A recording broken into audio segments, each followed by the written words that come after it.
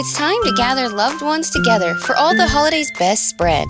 Lynn's has great prices on all your favorite Thanksgiving items. From delicious turkey with all the fixings to mashed potatoes and yummy pies. We have everything you need to create your perfect Thanksgiving dinner. Whether it's cooking the traditional meal, completely store-bought, or a combination of both, your best holiday meal starts here. Learn more and start shopping today at lynsgrocery.com. Lynn's, where delicious begins. The views and opinions expressed by A Little Bit Culty are those of the hosts and do not necessarily reflect the official policy or position of the podcast. Any content provided by our guests, bloggers, sponsors, or authors are of their opinion and are not intended to malign any religion, group, club, organization, business individual, anyone, or anything.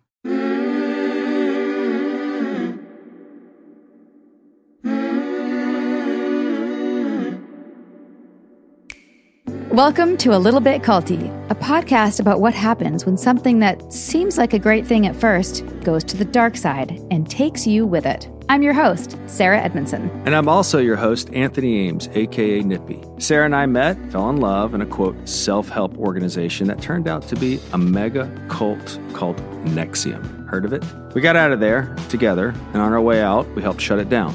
Our journey as NXIVM whistleblowers was captured in detail on a docuseries called The Vow on HBO, and also on the front page of a newspaper. New York Times, babe. Right. Have you heard of it? Each week on A Little Bit Culty, we talk with other former cult members and whistleblowers, plus experts in things like cultic abuse and coercive control. We also turn the mic over to advocates and clinicians with wisdom to share on recovering from everything from MLMs and toxic religion to bad romances with raging narcissists. There's always something to learn about the cultiverse. Be sure to subscribe to A Little Bit Culty so you don't miss an episode. Find us on Instagram and at alittlebitculty.com.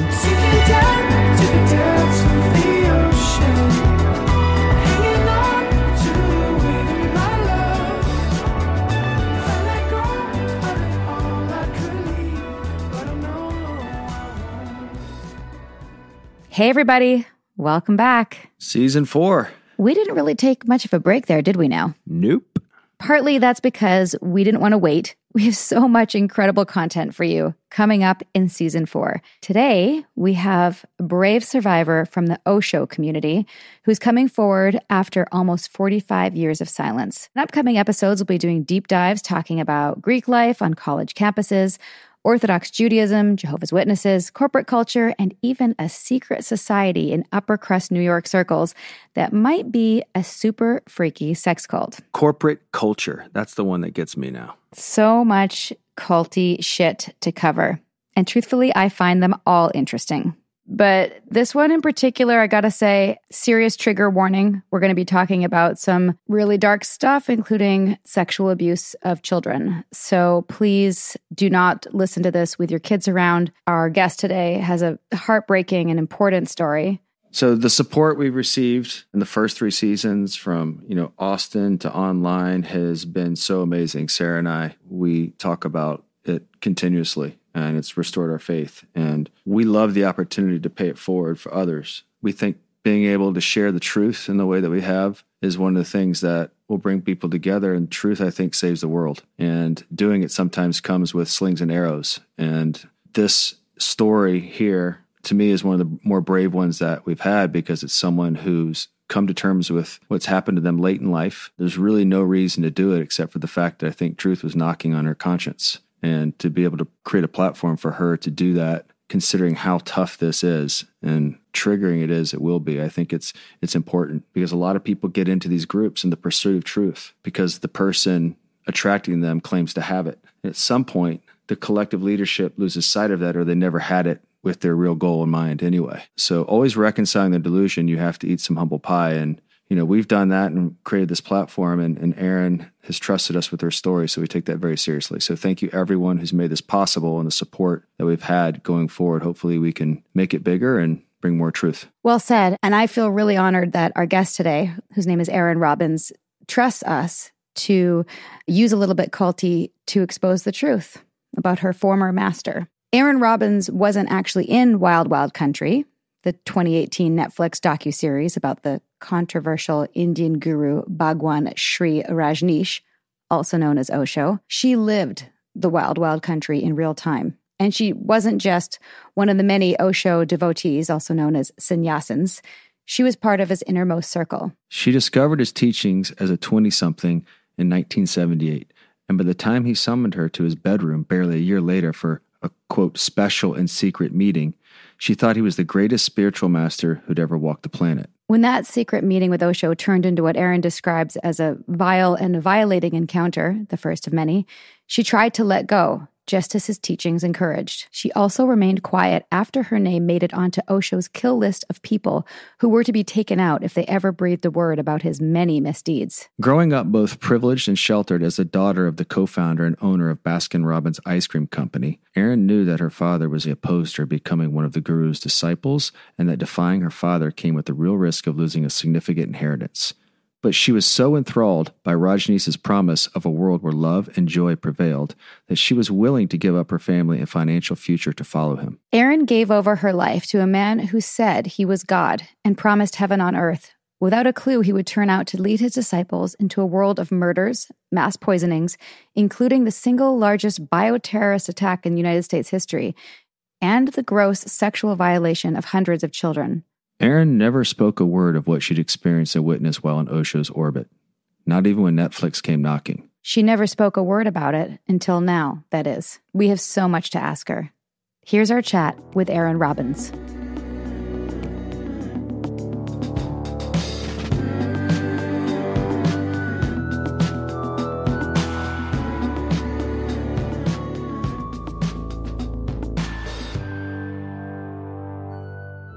Hello, Erin. Welcome. Hi, Erin.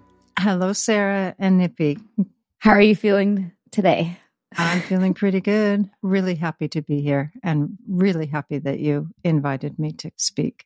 Well, it's a big moment, I think, for you and the world, the community of people who have fallen in love, out of love with the teachings of, do you refer to him as Osho or Bhagwan? There's so many names.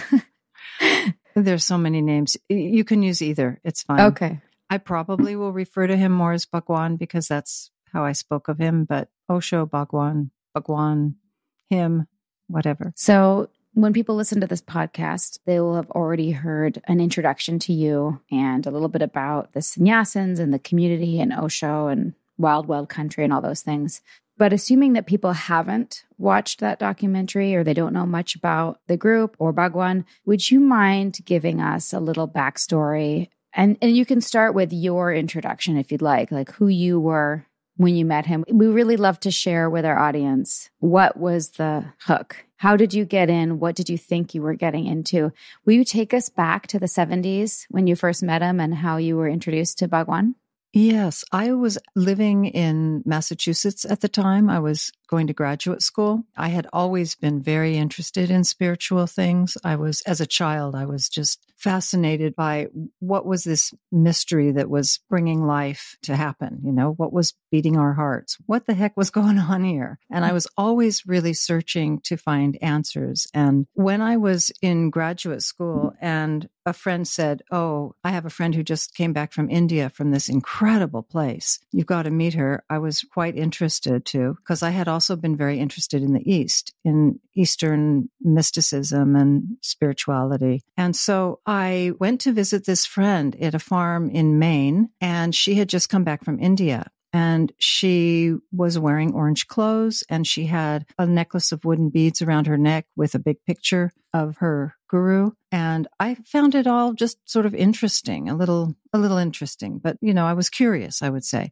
So she said she wanted to show us his meditations. And Rajneesh had been known for his techniques, both meditations and different therapies, where he was really blending Western psychology and Eastern mysticism in a pretty dynamic way that was attracting a lot of people. Like thousands of people were going there from around the world. I was interested. So we did this meditation, and the meditation consisted of, and there's 3 of us there, just some friends, and we're in her farmhouse in Maine, and we start doing the first part of the meditation, which was really quite evocative music with a strong drum beat and very heavy hyperventilating, breathing in and out, nostril breathing, really strong, and using the whole body to get as worked up and as strong as you could. So we did that for, 10, 15 minutes. And then the next stage was a total catharsis. Yell, scream, jump, cry, go crazy, beat the air, beat the ground. And then after 15 minutes of that, I believe, I could have this wrong because it's been many years,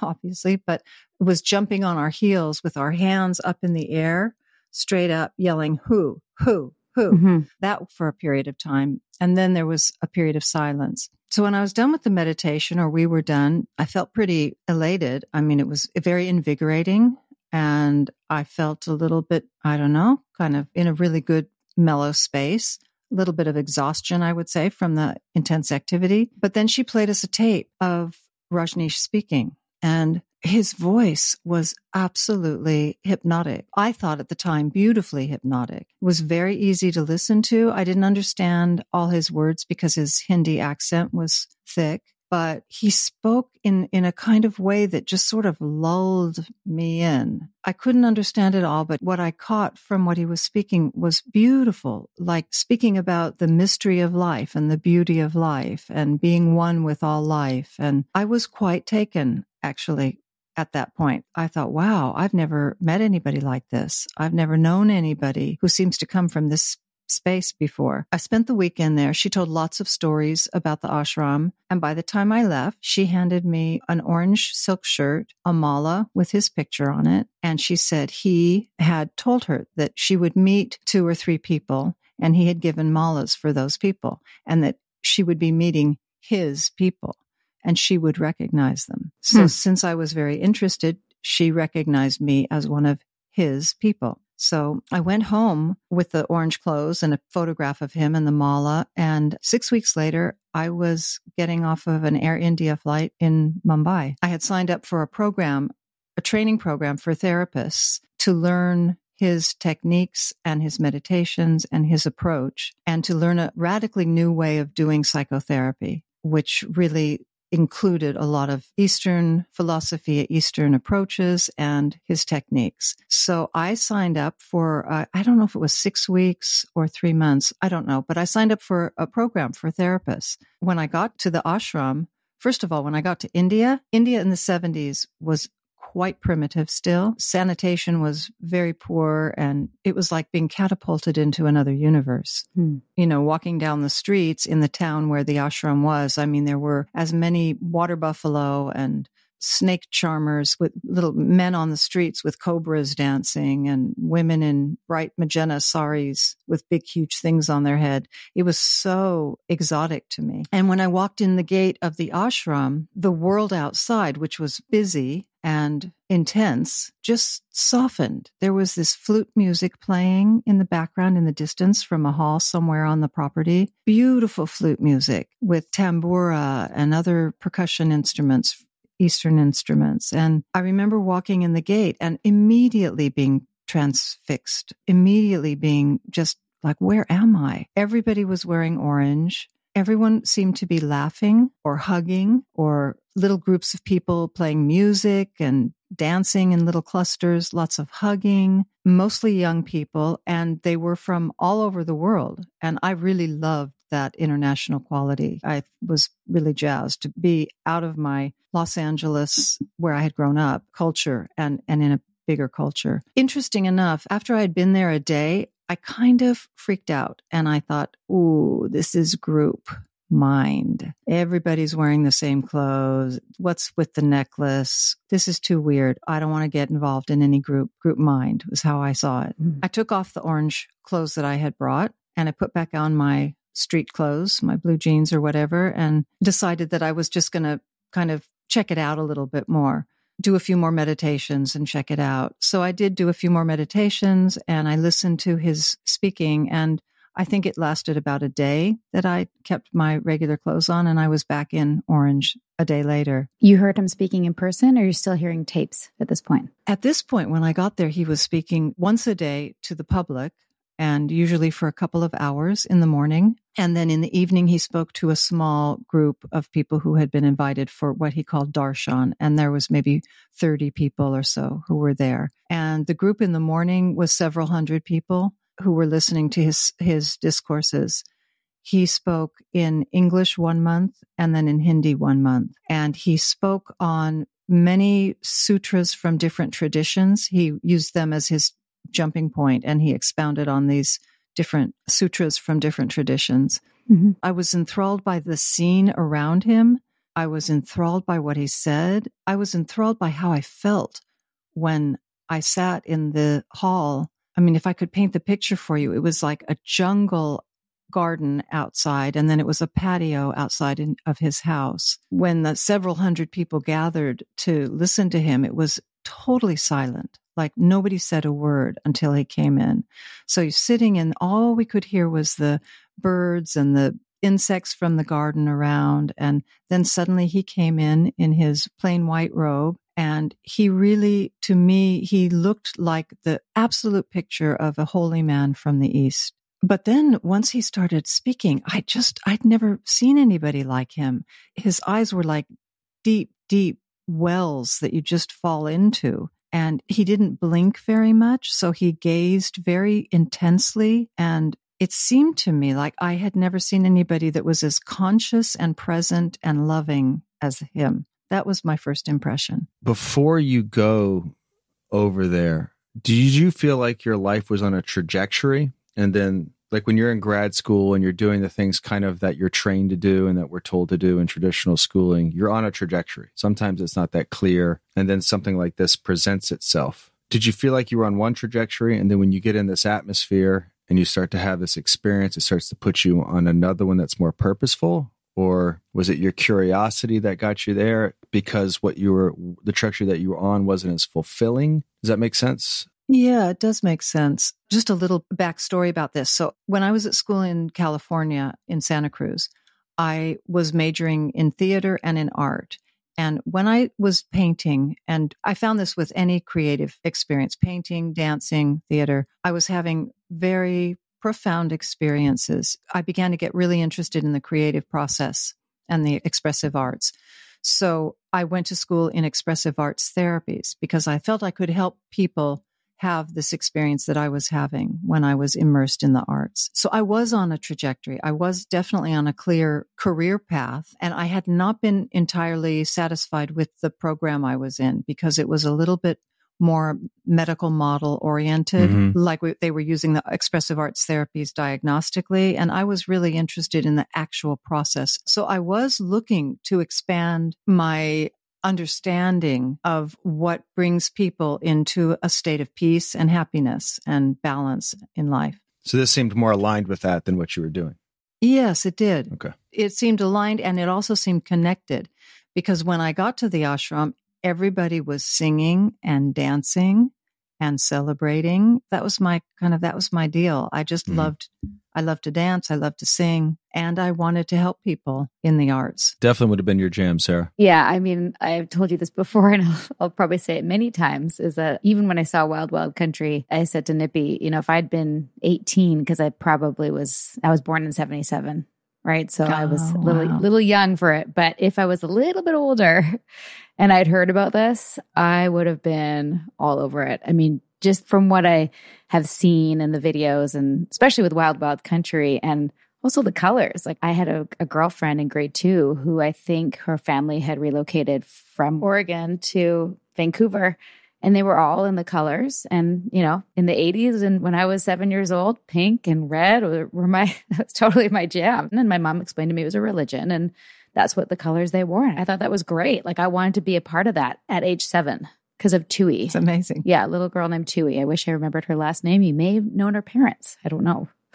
Back to you. So you're at this ashram. You're not sure. It's a little bit weird, but the meditations are helping you, and you're enthralled by Osho, the hugging and the dancing. So it's all there. It sounds very utopic, I'm imagining. Yes. It was pretty extraordinary. I have to say, still in all my years and experiences, I've never been in a group of people like that. I mean, we were really high.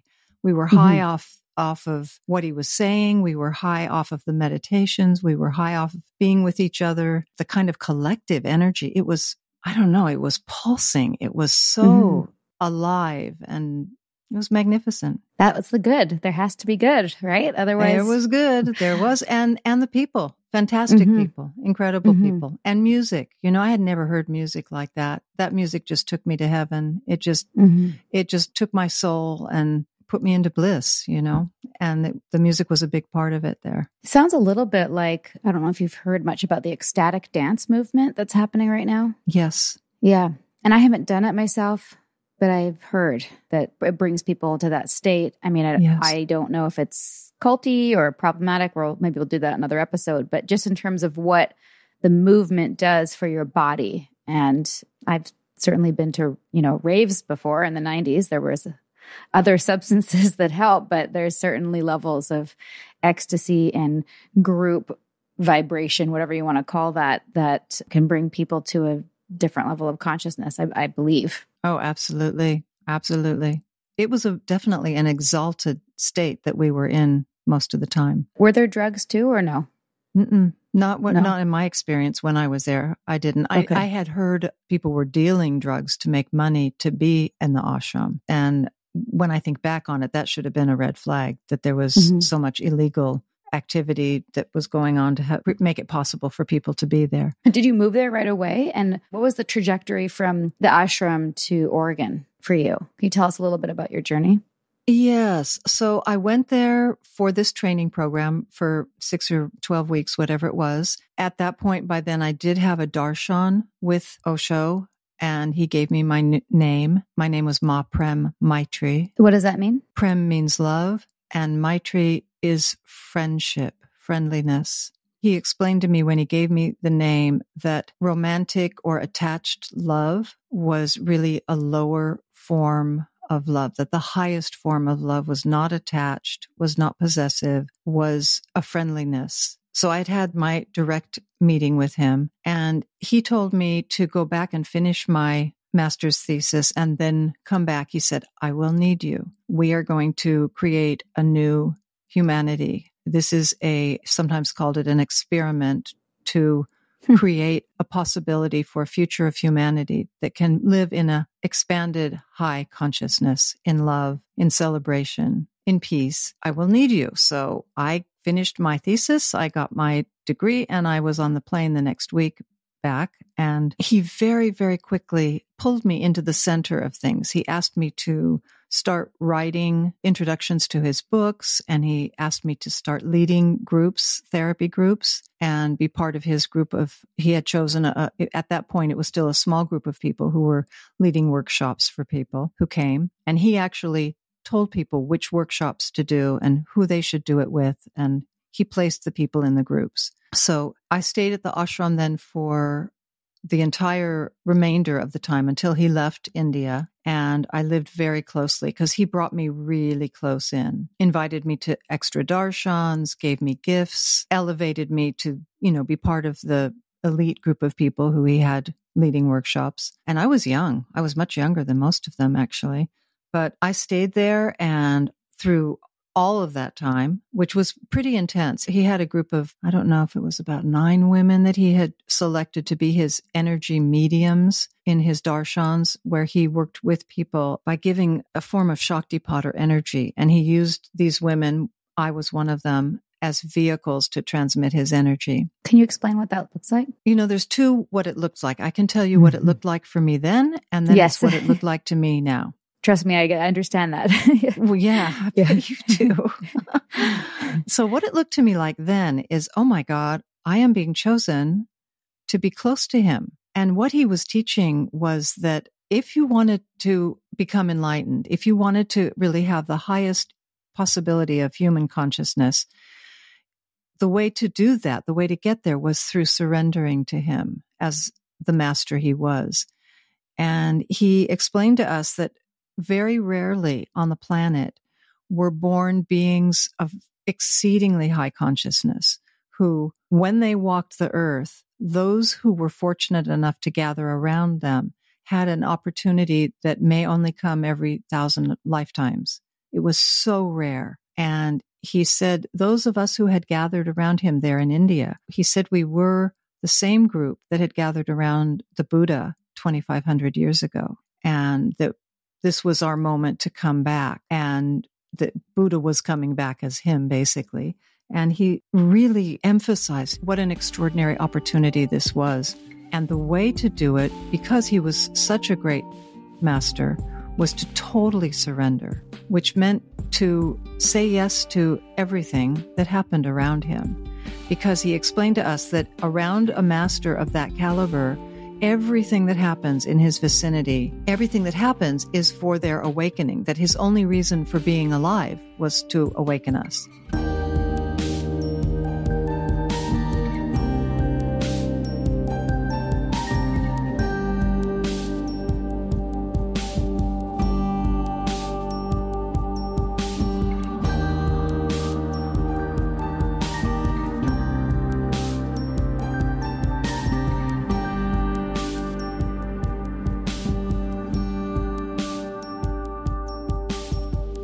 We tell our stories. We change the world. A Little Bit Culty is proud to support the #IGotOut project, which empowers survivors of cultic abuse to share their stories online as a catalyst for education, prevention, and healing. Learn more about the #IGotOut movement and find resources at igotout.org.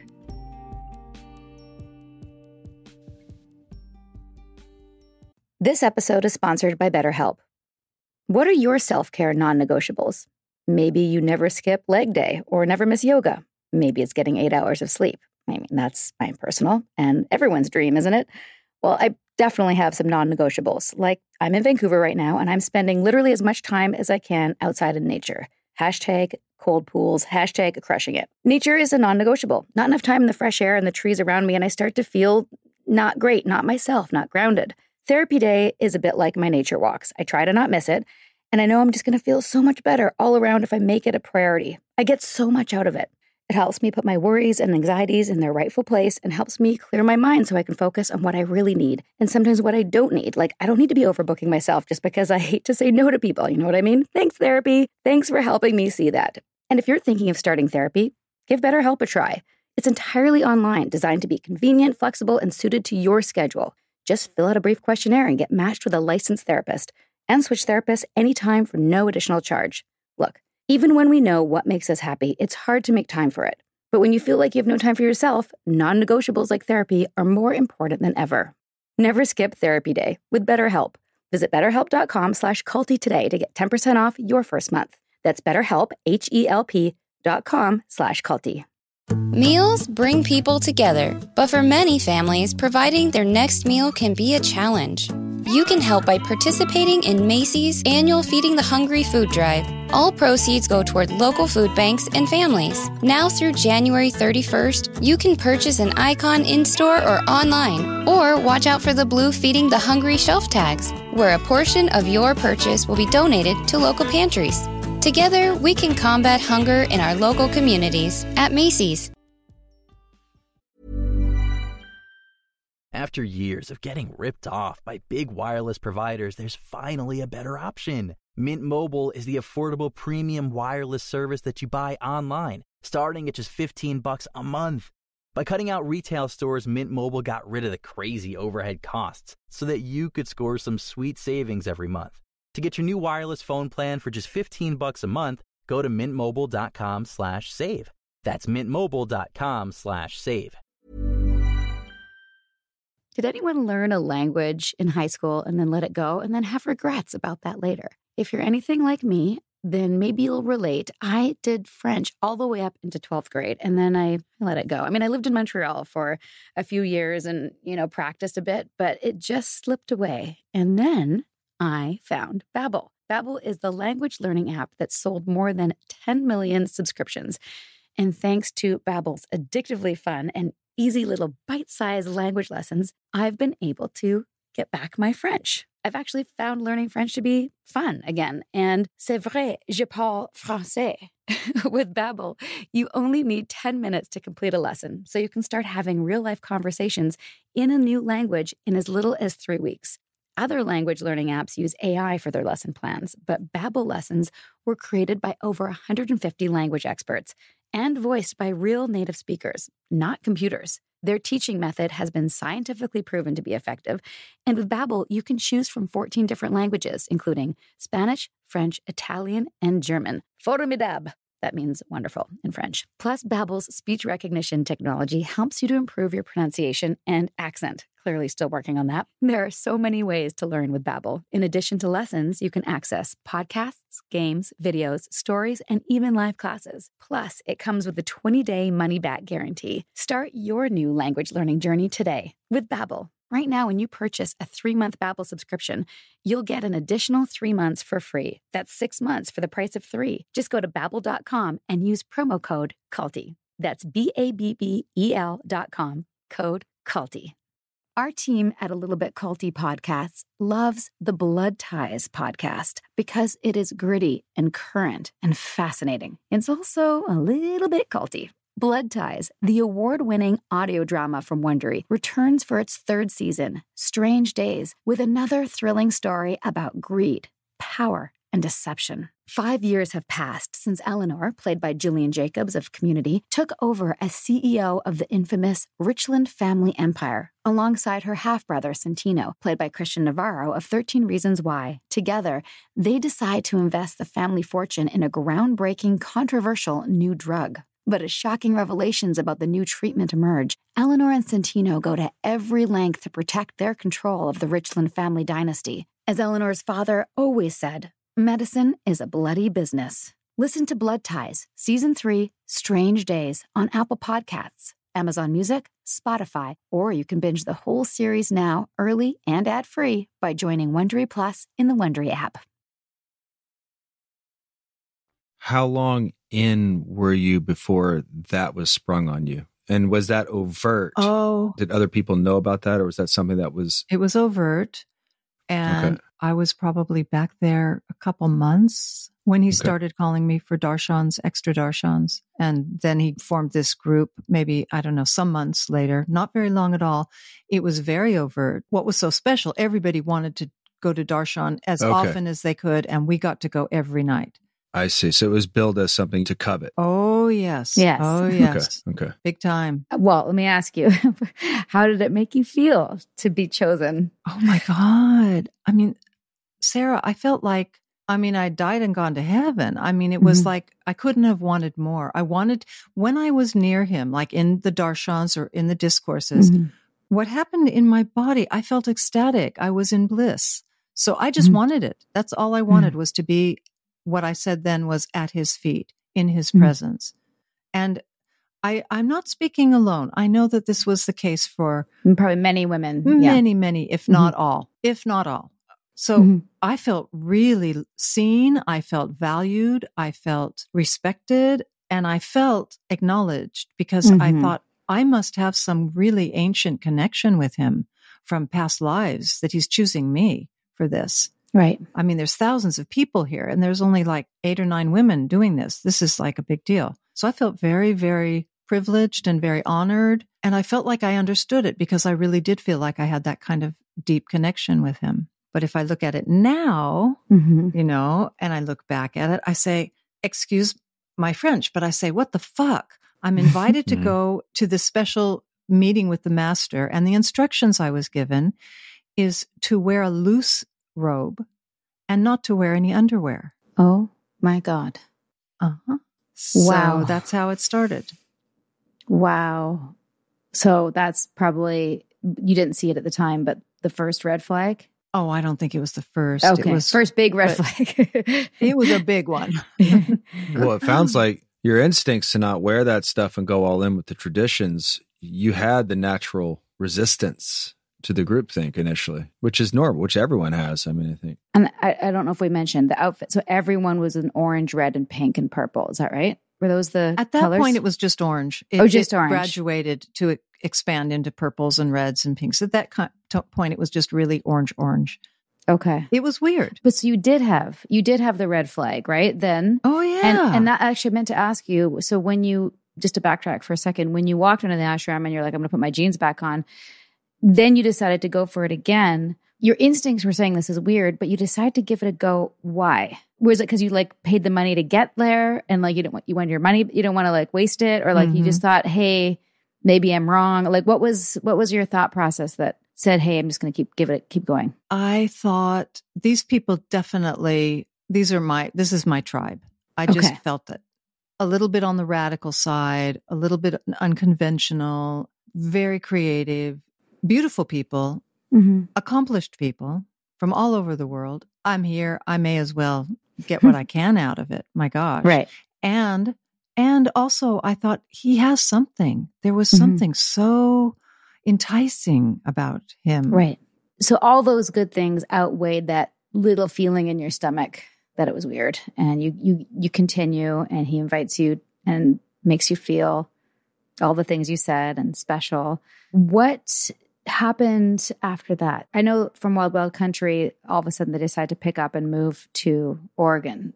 Were you part of that exodus? Well, what happened, and I should just say, just to fill in the story a little bit, that period of these special darshans where he had this group of women, that went on for a couple of years every day. And the group of women expanded, and he tried new women were invited, and then they were dropped. But I was constant through the whole time.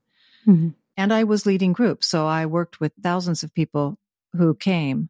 I was leading workshops with them. When he went to America, when he left the ashram one day, it was shrouded in mystery. Nobody knew why. Nobody knew where he was going. Somebody said it was medical. Everybody kind of knew it wasn't. Sheila had been talking about wanting to have the commune in the States, and he had wanted to find land in India.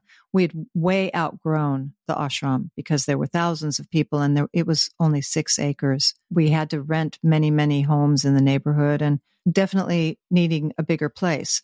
So it was very secretive what happened. I actually was told by somebody in the office or whatever that what actually had happened, because at that point I was living in his house, his actual residence. I knew, and I was on such the inn that I kind of heard what it was, and I saw who was gone because some of the people from the house were gone. We all left India, and then they had bought the ranch in Oregon, and it took about a year.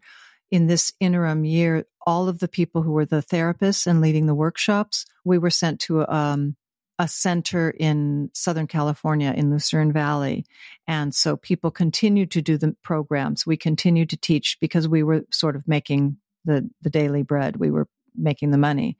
So we all went there. And then after about a year, once they had built some of the roads and enough trailers had been brought to the ranch for us to live in, we went up to the ranch to live. So you were one of the first. I was still in the ashram, even though I was in limbo in California and here and there. Right. We were still all as a group being told what to do and where to go. And I want to just explain a little bit about his teaching of surrendering to him. He stressed it deeply and continuously that surrender had to be 100%. Like he kept saying, using metaphors like water boils at 212 degrees. 210 degrees won't do it. It doesn't work. So surrendering to a master like this has to be 100%. Right. Total. He talked about saying yes to everything that happened around him. And that was the door through which we would become merged with him and finally disappear as a separate person and become one with him and this enlightened consciousness. But it could only happen in complete surrender and accepting everything. So, what was happening that throughout this whole period in India was that I was getting messages from his caretaker to come in the night, in the middle of the night. At first I didn't know why, but he would have me take off my clothes and touch me. And there was a lot of sexual, I don't know how to say this part. However you feel comfortable saying it, and you can say things or not say it. Right. I think what's important here is that up until now, and I think this is important to note, is something with like Wild Wild Country, it left certain things ambiguous or didn't include what you're about to share, which is that he abused you. He abused you. He sexually abused you. Did he ask you if you were? No, right. Never. Well, the pretenses of surrender is the initial abuse. Yeah. I mean, and I've thought about it so many times since then. If I had gone into a room with a man twice my age who the minute I walked in the room, he told me to take my clothes off. I would have been, if I had had my senses about me, I would have been out the door faster than you could say hello. I mean, Right. But you were groomed. I didn't. No. I took my clothes off. I did what he said. He said, come close to me. I went close to him. I did what he asked of me. And those meetings, including the sexual abuse, went on throughout those years in India. And I continued to hold it because he had told me never to tell anyone. I held it in myself that it was this very profound, incredible connection I had with him that was, I didn't talk to anybody about it. In fact, I didn't really talk to anybody about it for over 40 years. I would like to circle back later to how you decided to tell people about it. Yeah. So the only other person that knew was his caretaker because she brought you to him. At that time in India, yes. Did you two ever talk about it? No. We all didn't talk to each other much.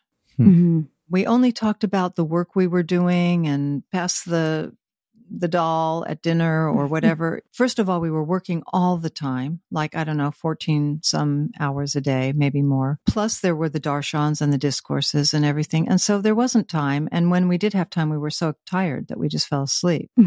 The relationships that I thought they are close in a feeling way, but they were never developed. We didn't really have time to talk with each other much. He was very specific with this group of women who were the mediums that we were specifically told never to discuss our experiences in darshan with each other either. By him. Yes. You were siloed strategically. Yes. That's so hard.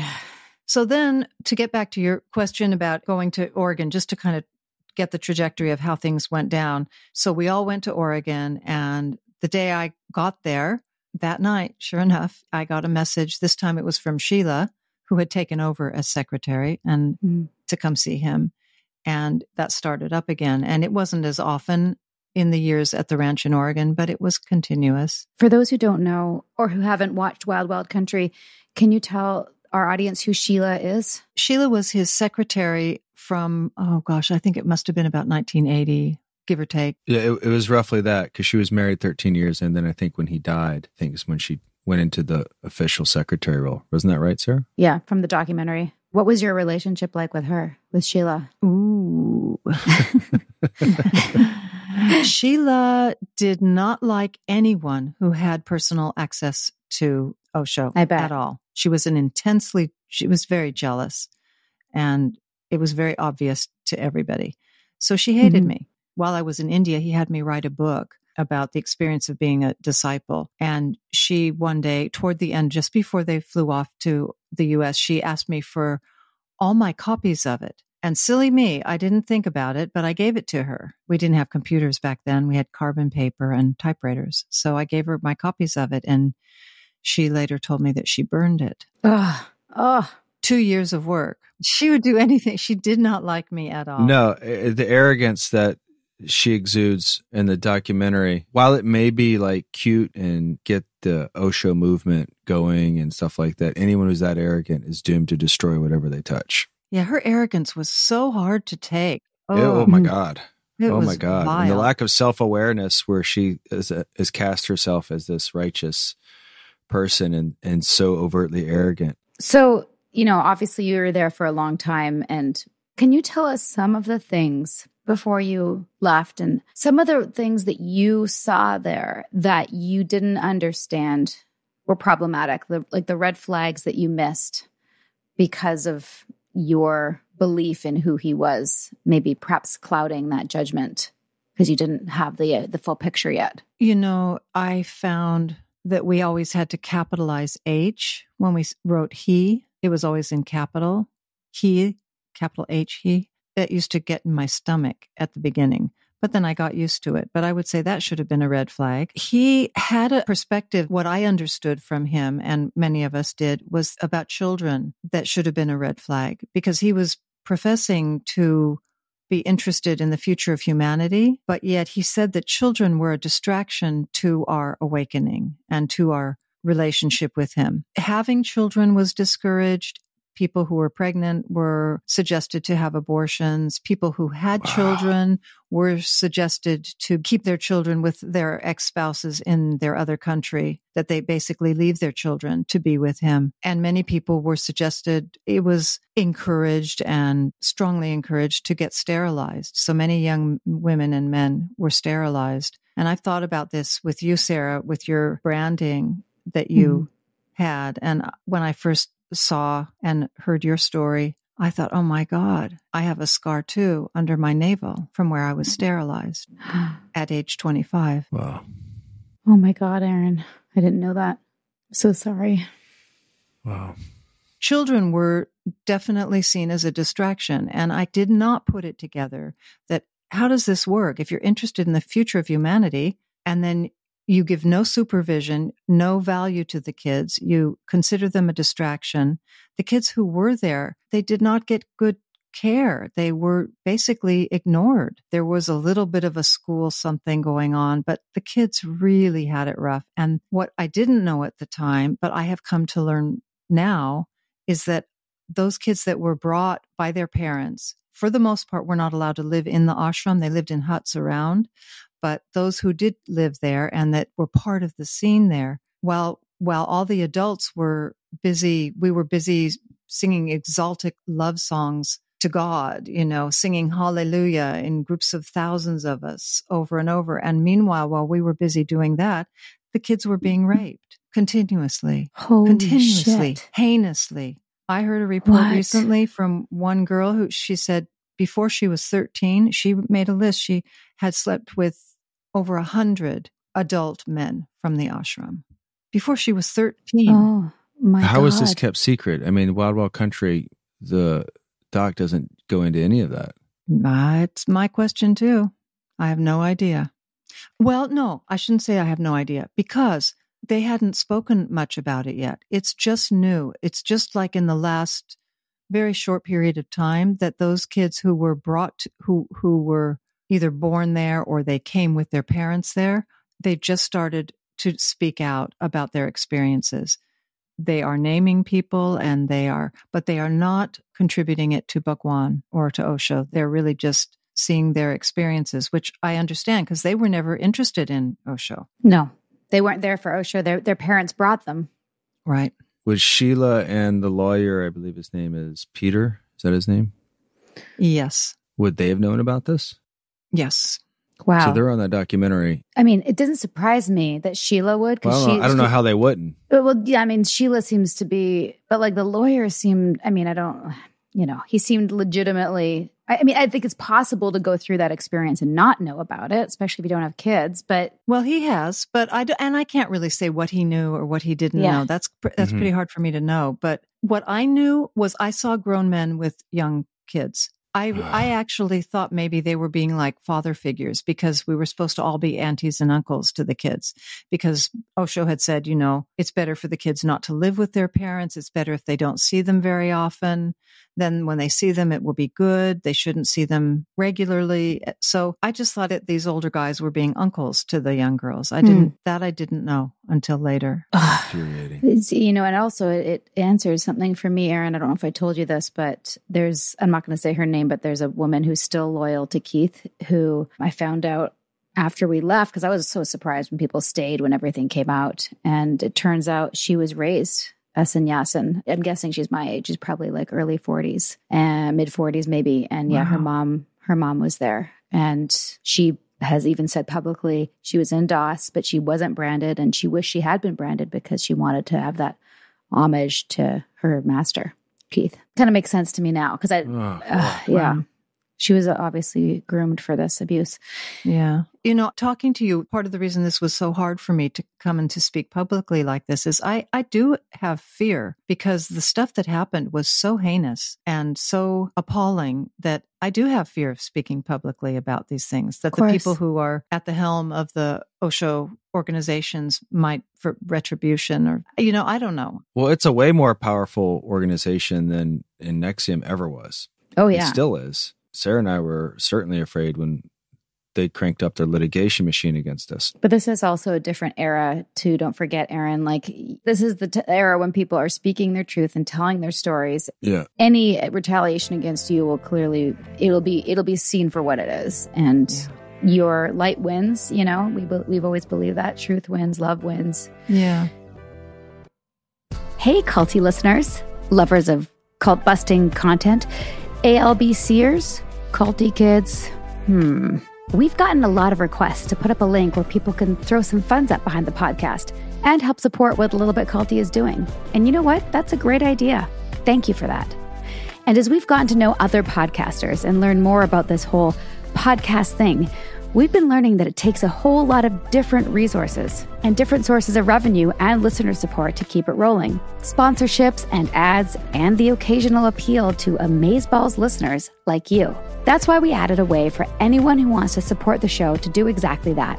You can go to littlebitculty.com/support or the link in our Instagram bio, or smash that link in our show notes to make a one-time contribution or a recurring one. We will pay your support forward with a galactic level of love and light and healing resources, of course. Again, it's littlebitculty.com/support or check out the link in our Instagram bios. Next up, we really got to figure out what to call you, our listenership. ALBC Nation? Flying monkeys? We're going to have to workshop that. Thanks, guys. Our team at A Little Bit Culty Podcasts loves the Blood Ties podcast because it is gritty and current and fascinating. It's also a little bit culty. Blood Ties, the award-winning audio drama from Wondery, returns for its third season, Strange Days, with another thrilling story about greed, power, and deception. 5 years have passed since Eleanor, played by Jillian Jacobs of Community, took over as CEO of the infamous Richland family empire, alongside her half-brother Santino, played by Christian Navarro of 13 Reasons Why. Together, they decide to invest the family fortune in a groundbreaking, controversial new drug. But as shocking revelations about the new treatment emerge, Eleanor and Santino go to every length to protect their control of the Richland family dynasty. As Eleanor's father always said, medicine is a bloody business. Listen to Blood Ties, Season 3, Strange Days, on Apple Podcasts, Amazon Music, Spotify, or you can binge the whole series now, early and ad-free, by joining Wondery Plus in the Wondery app. This episode is sponsored by BetterHelp. What are your self-care non-negotiables? Maybe you never skip leg day or never miss yoga.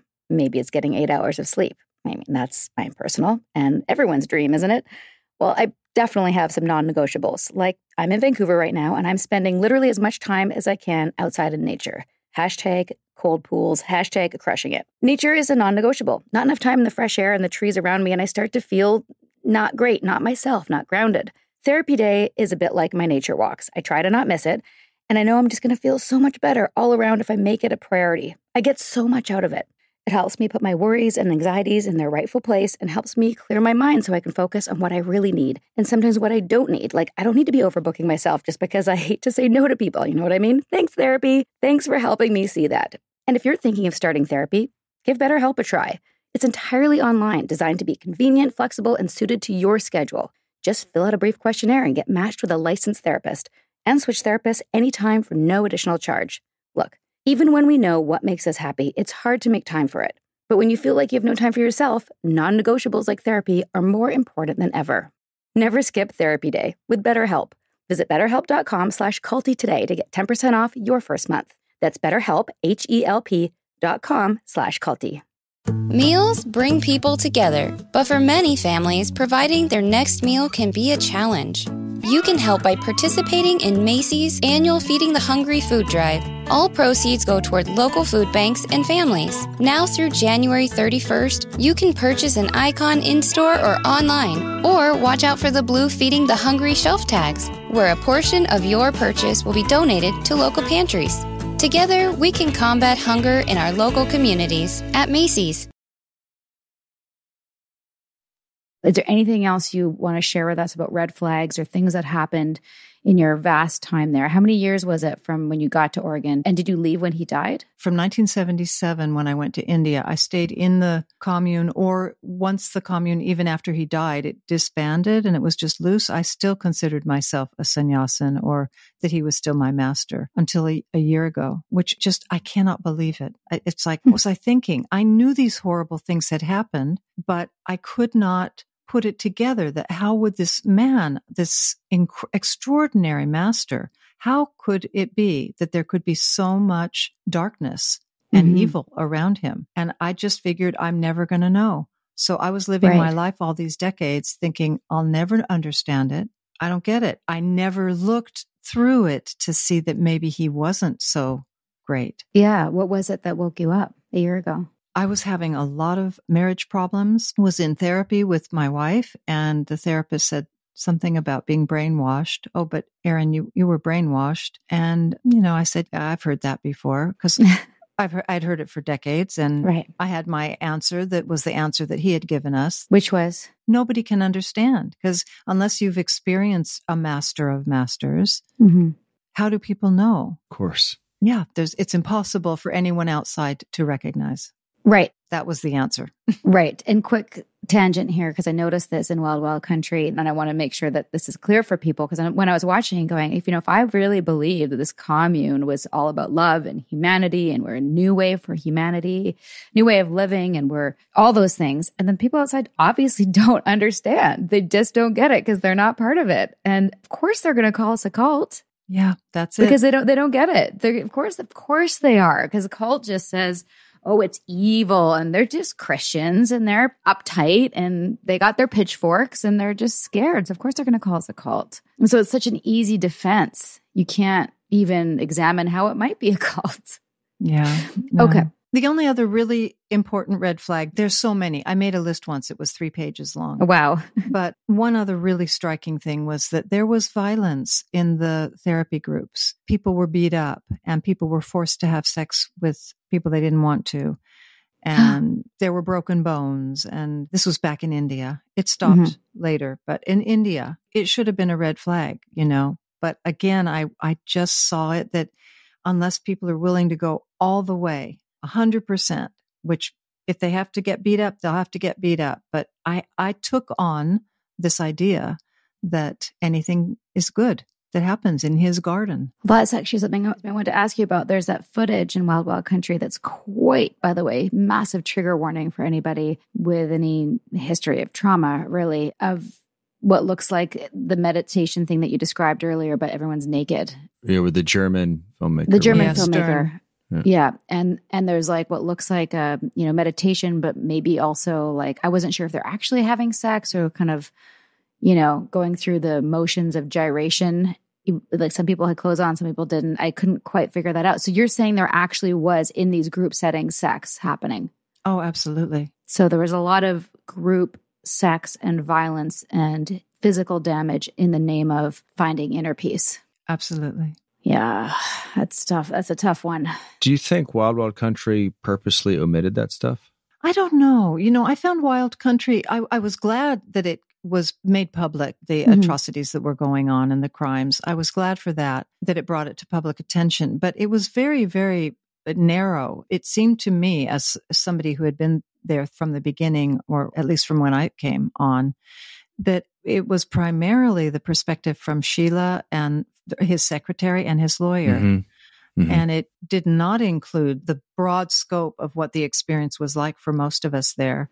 And they didn't interview very many people at all. They certainly didn't talk about any of this. I don't know why. I certainly know that in the cult recovery space, well, at least was helpful for us in that it kind of showed the template and reinforced like the same abuses of power in a much bigger scale. Like for sure, Keith stole directly from Osho some of the teachings and some of the beliefs, and also like tried the process and also tried to create like when people say like, what was V Week like, Vanguard Week?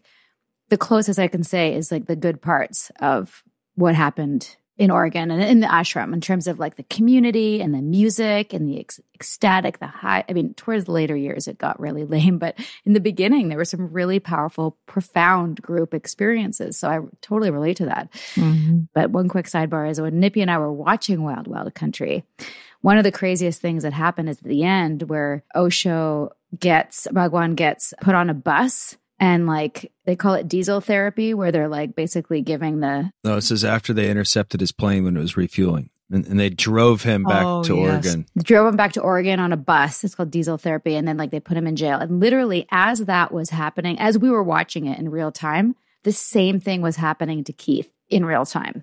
Oh my. It was wild. It was like, wow. It was like, what the fuck? Like this is mirroring our experience. And this guy's being held accountable and he's going to jail. The other perception we've noticed with Wild Wild Country is that people were like, but it's left it ambiguous. And maybe that's a good thing. Yeah. You know, it's like, well, there was good and there was bad. And clearly he did these illegal things. But also in some ways, I appreciated that because I, just like with the vow, I appreciated how it showed the world what was good about it. It just doesn't go like, look at this crazy motherfucker or whatever. Like, because that does a disservice to people like us or survivors. Because it doesn't explain how we got hooked. It doesn't explain why we'd be there in the first place. I was so missing that in Wild Wild Country. They didn't interview enough people and they didn't have people who knew about cults. Yeah. Well, it just feels to me, and again, I don't know, you know, like you, Erin, I'm not going to make accusations, but it just seems to me that if you're doing a documentary on this, there would have to be at least some rumblings about this kind of abuse going on. And if it wasn't uncovered, then it needs to be uncovered. I hope somebody does. I hope some really, really good producer or whoever it is that can get a hold of this and show what really happened. Well, we know some people. So. I really hope it does. Because the thing is, that's the weird contradiction. It was as grand as all that, apparently, but at the same time, the children are being raped. At the same time, women are being abused sexually by him. At the same time, he's making a hit list. I found this out later, that he made a list of people that should be killed, I was told, if they spoke out or left the group. And I was on that list. That Wild Wild Country is so narrow. It's narrow. And it's also, if the perpetrators of the crime are curating the narrative, Sheila, the lawyer, and all that stuff, that's it. That's certainly a conflict of interest. At the very least, they should be more subjects and be more put to the fire than they were, because they seem to be promoting it. It's spot on. Still promoting it. There's a lot of ashrams around the world that need to know that the seeds and the foundation of their philosophies are informed by this kind of behavior. And they're rotten. Really rotten. Now, when I look back, it's like I thought he cared more than anybody could have cared about each one of us. But I see now he did not care at all. No. Well, that's the con. It's unbelievable, but but it's true. The unbelievable is true. So your therapist makes a comment about you being brainwashed. You've heard that before. And so then how did the dominoes fall after that? Okay. So that was over. And for a couple of days, it kept kind of going through my head. I couldn't kind of shake it. And I was in so much distress. Our marriage was about to bust up. It went through my mind just once. What if I was brainwashed? What if? And it was like, that's crazy. And it was like, what if he was a con? What if he's a charlatan? What if I was all those decades? And it was just literally in 1 minute, it was just, oh my God, it can't be. But literally, it was like in one moment, the whole thing fell apart and smashed like a tsunami inside of me. I just felt, oh no, because it wasn't just him that was crumbling, and it wasn't just my idea of him and who I had thought he was. It was me too, because who I was for all of my life since I've been with him, part of my identity, maybe the main part of my identity has been that I was a close, very close disciple, devotee of his. I just shattered. But in the shattering, I began to see that he was not who I thought he was, and that he was not interested in the whole idea of enlightenment is ridiculous. That's what I think right now. I mean, I know that a lot of people get on my case for that, but you're entitled to your opinion. Yeah, absolutely. I think it's an awful trap. I agree. To make it seem that some people can be living in a true state of consciousness and the rest of us are not. I find the people that claim to be living in a true state of consciousness don't have a conscience, which allows them to put on the front. Do you think that he did have anything special, or was he enlightened in some way? And then he was like, oh, and I can also have my, like had some worldly desires that he had no boundaries around. You know what I mean? Like, was he someone who was enlightened and he was a sexual predator, or was he a sexual predator and pretended to be enlightened? Those don't go hand in hand, Sarah. No, I know. I'm like, obviously he can't be fully enlightened, but like, was any of it real? Was what I'm saying? Like, was any of it, or was it totally a con? Like, people have asked us this about Keith, and I'm like, I'm very clear that he was a charlatan from the beginning. He wasn't like a magic man. It was you mean ego. Like, did it go bad? Yeah, like, was he well intentioned and it just, he got carried away, maybe Yeah. back on his own power, and yes, that's what I want to know. Believed his own publicity kind of thing. Yeah, I tried on that for many, many years, but when this happened to me about a year ago, and I suddenly thought, what if? Just what if? Mm-hmm. And then I saw what I have continued to see is that no, he was not. And even the stories of him as a child, he was hypnotizing his family all the time, his cousins and everything. As a little boy, he was studying hypnosis and fascinated by it. And they didn't want to go to family gatherings because little Mohan would hypnotize them. It's hard for me to say it still, but I do believe if that's enlightenment, I don't want anything to do with it. Because if enlightened people can kill people or can be involved in other people's deaths and attempted murders and poisonings and sexual abuse and on, that's not any enlightenment that I want anything to do with. Amen. Sarah's heard me say this many a time, and she's probably going to roll her eyes when I say it, but I really believe this. I think every system takes on the personality of their leader, whether it be a company, a sports team, or whatever. And if that kind of thing is going on with children in your purview and you're the leader of it, you're in some way inspiring it with whatever you're doing, and there's no room for it. Anything that crosses the line sexually and abuse to me is the worst violation I think you can do to a person, physical. And anything that exists in that, I think, ultimately is an effect of the leader in some shape or form, normally, particularly if he's teaching everyone and lecturing everyone. And there's the spiritual abuse. I mean, I've often thought about it. For sure. Like the sexual part for me, I just didn't hook into that so much. But to take something like gratitude, which is such a beautiful thing, to live in gratitude and to live in celebration of what life gives us, that's a beautiful thing. But to take that and turn it to use the very thing, to use living a life in gratitude to make people complicit, to make people accept everything that goes on and believe that everything is good, even these horrific crimes. It's spiritual abuse. It's spiritual rape. My story is I just had that opening and then I pretty much fell apart. I didn't know what was up or down. I was out of control. I finally had to give the keys to my car to my wife and say, don't get me because I'm going to do something really bad. I was really a wreck. Somehow, by a miracle, I was just saying, I need help. I need help. I don't know what's happening to me, but I need help. And we have to find somebody who knows something about cults. And I got connected with Yanya Lalish right away. Oh, we love Yanya. Her book's the Bible. I mean, I don't know how many times I can read that book. I've got it underlined in pink, in yellow, and in green. Yep. The first 60 to 90 pages were just bam, bam, bam. It's hit me. I narrated her Audible version.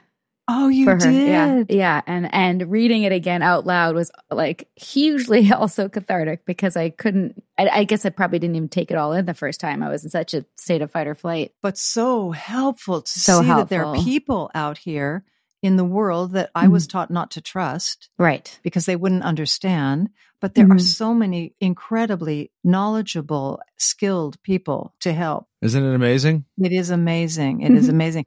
Because I've taken several of the classes from Take Back Your Life. No, the community waiting for us when we left, we're so grateful for. It got us right back on track in our lives in a very, what I think if it had been 20, 30 years earlier, it would have taken us way longer. So I'm forever grateful to those people. So you read her book and you did therapy with her also? I didn't do therapy with her, but through her, I found a really good therapist who had been working with people. And I started just to read. I turned into a voracious reader. I read first of all, I read every book that any sannyasin ever wrote.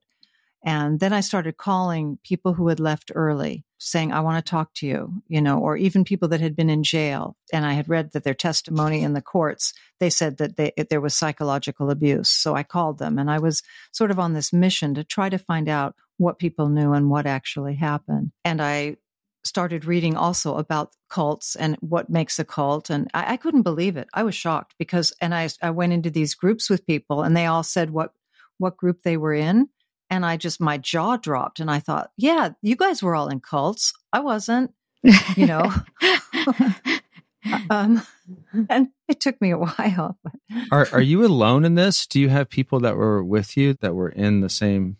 Do you know what I'm asking? Yeah, I do know. And here's the thing. Yes, I have felt very, very alone in it, because the people that were with me at the core, most of them in this inner circles that were not the inner circles around the administration like Sheila, and that was a different circle, but the people that were really close to him as devotees and living closely near him, they are all pretty much not only still identified as disciples, but they are making their livelihoods teaching and leading groups and workshops and meditation groups and programs and trainings based on the teachings of Osho. So I know that me speaking to you right now, that some of them are going to hear this. And yes, I do feel alone. A few people after I sent a letter to the Osho community telling them what I had experienced. I tell you, it was the hardest thing I ever did was to write that letter. And after that, other women started to say pieces of their stories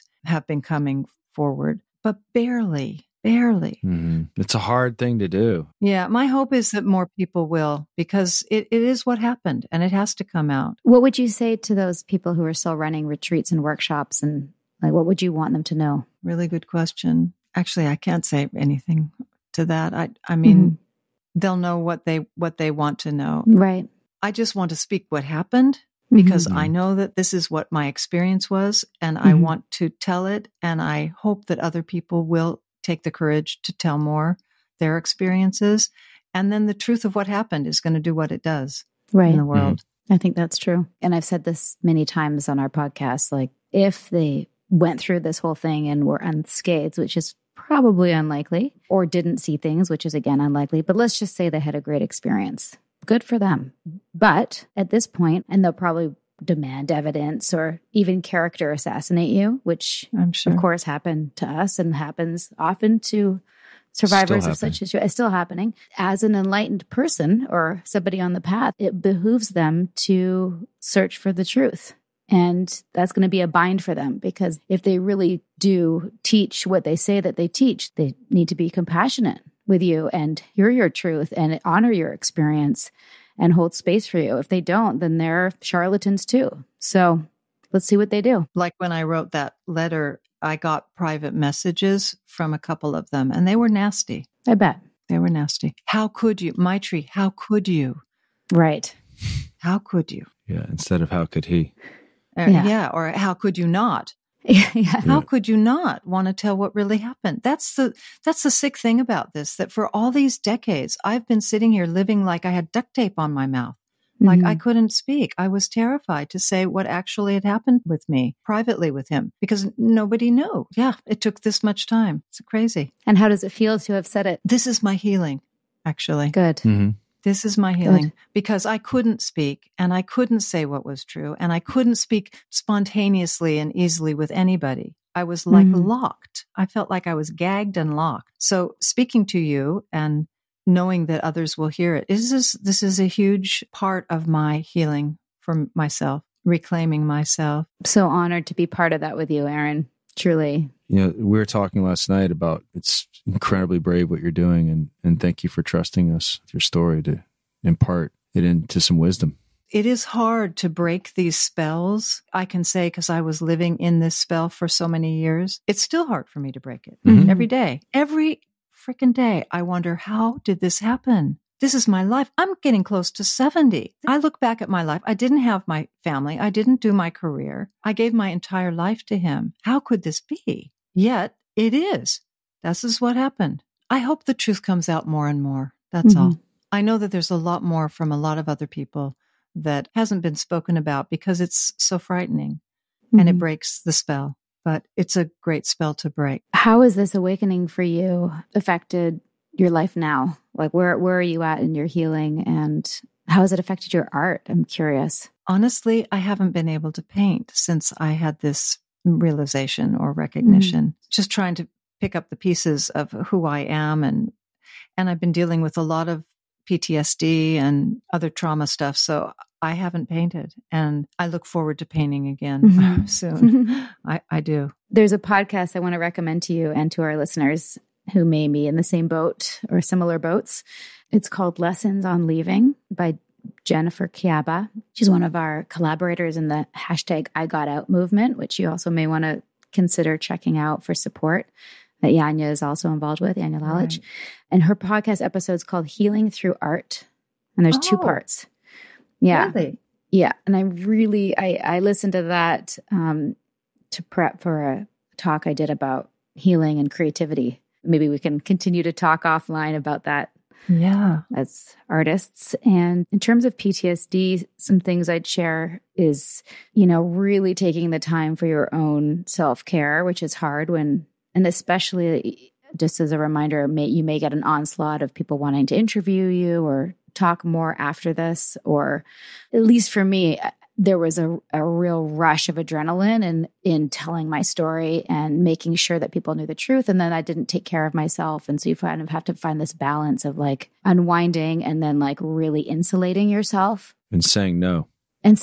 Yeah, there was a poem I wrote in my book about my scar. There's a line that goes through my head, which is I wrap myself in cashmere sheets and I plant barbed wire between us so I can heal. And I see you're wearing, I think, what looks like a cashmere sweater. I am. And I love cashmere too. So it's like this feeling of like you have to just like I take a hot bath with Epsom salts every night. Every night. Every night. If I don't get my bath, you too. Sometimes 2. Occasionally 3. Like in this last year, I have had days where I take 3 baths, always with Epsom salts and essential Amazing. oils. Oh, yes. I was going to say essential oils. I'm going to send you a present, a CBD love bomb. I'm going to end that love bomb. Oh my God. Talk about Freudian. A CBD bath bomb. I'm going to love bomb you with bath bombs. I'll send it with my book and a Little Bit Culty merchandise if you'll wear it. Yeah.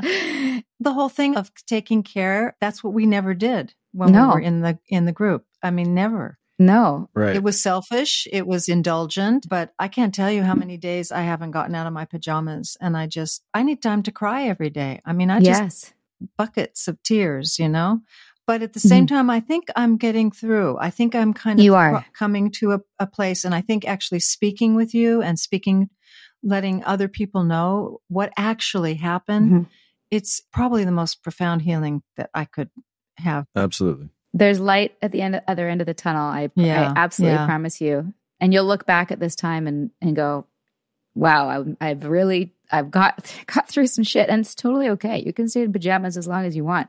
Hey, like there's no need to rush it. World. Yeah. I know, isn't it true? And it's amazing to see how just the question, what if, if anybody ever has any doubt, like maybe you were, just what if? Because that was my door. That is a profound door. And I'm so glad you opened it and came through on the other side, because it's a gift. And I truly hope that this story and this truth reaches the right people so that, the abuse stops and the truth comes out about who he was and what he did to you and others, many others, I'm sure. And the children, the children who are now in their 50s, but who were children around him, not voluntarily. Right. I so hope for them that they can get the healing they need, because there are many of them, dozens and dozens, hundreds actually, that are really suffering. Yeah. Well, Erin, again, thank you so much for your candidness and your vulnerability and your strength. And if I can be an ally for you in this part of your healing journey, please don't ever hesitate to reach out, because it's a tough road, it's a tough road, but you're not alone. in it at all. It's a good road to be on. Yeah. Thank you both so much. Welcome to freedom. Thank you, Erin. Imagine yourself walking into a forest. You can see the path and the trees. High above you, the air is crisp. You are walking towards your happy place. Allegedly, say it with me. Anything said here on this podcast about alleged cults, alleged MLM schemes, alleged douchebaggery, mindfuckery, criminality, spiritual fraud, or the like is offered purely as commentary, because the views and opinions expressed on A Little Bit Culty do not necessarily reflect on official policy or position of the podcast. And any content provided by our guests, bloggers, sponsors, or authors are their opinion and are not intended to malign any religion, group, club, organization, business individual, anyone, or anything. So just let these words drift into your mind without needing to focus on any of them. You are great. You are capable.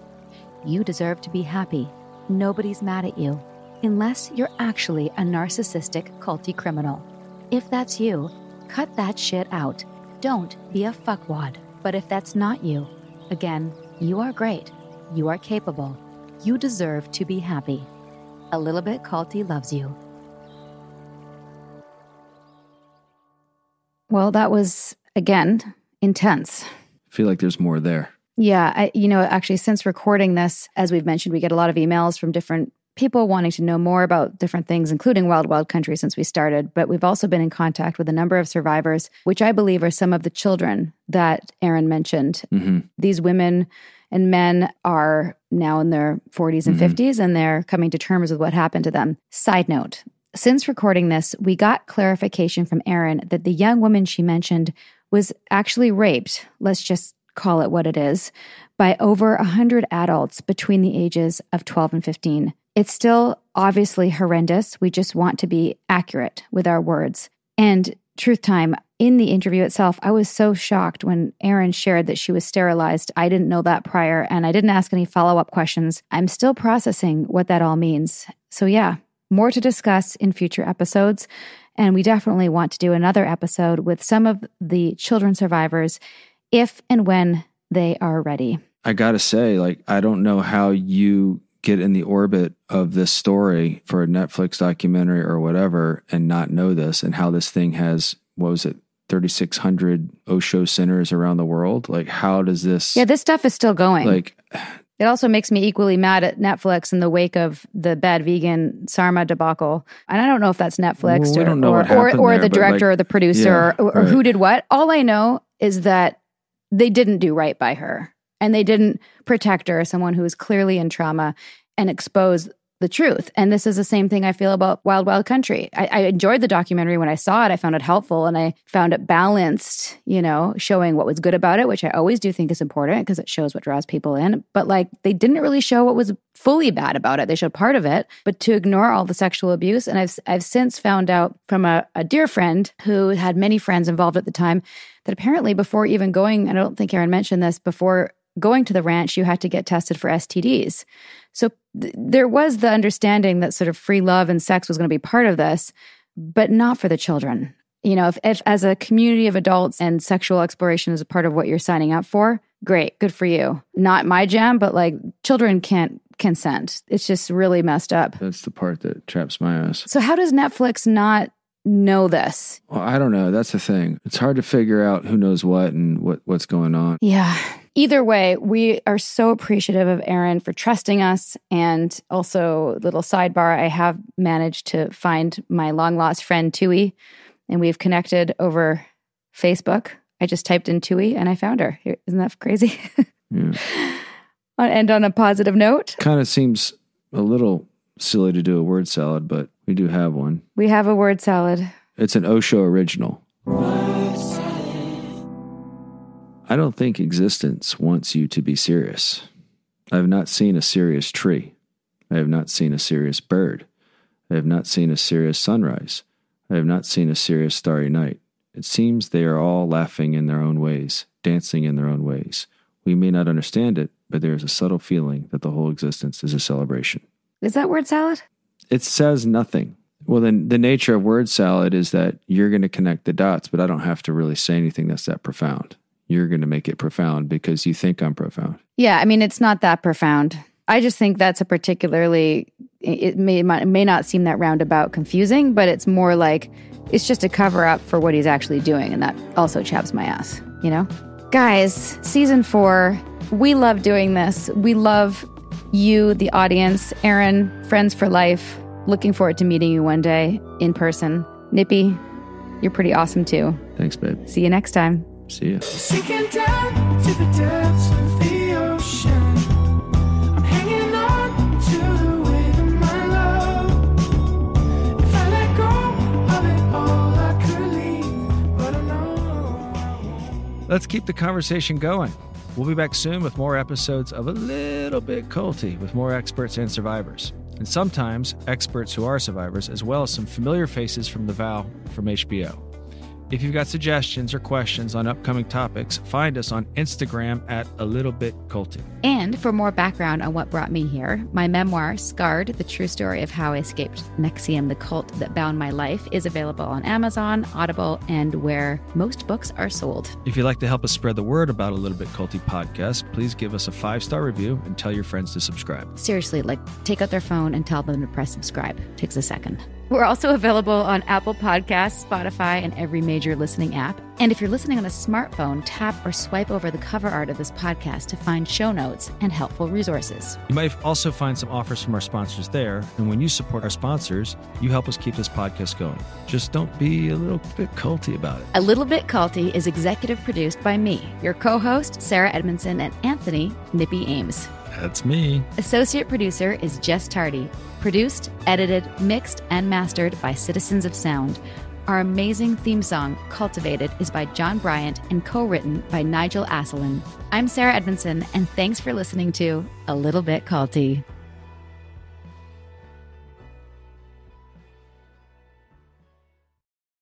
So have you ever done a show in PVC? Yeah, man. I did a tour in PVC and I regret it a little bit. I do, man. I regret it a little bit because I was just like, it wasn't very flattering on the top and then my knob was showing the whole time. Moving right along. Anyway, moving along. Mum's like, I don't want to talk about your knob. I don't want to talk about your Not right now. Not right now. I'll do it after the cameras are off. So yes, you will. Billboard chart-topping singer and songwriter Youngblood joins the Osbournes podcast. Listen now wherever you get podcasts. What is your pre-show ritual? I mean, yeah, occasionally I'll probably have a on stage. It loosens you up, doesn't it? What? I'm sorry, Josie. I didn't expect you to be on it. Oh, sorry, fam. I'm always on it. Moving right along Anyway, again. sorry. You know what I mean? Gets you loose, doesn't it? You know what your dad does? He prays. Does he? Mm-hmm. Does he pray? Fair. I love that. Cool. Billboard chart-topping singer and songwriter Youngblood joins the Osbournes podcast, dropping August 13th. Listen now wherever you get podcasts.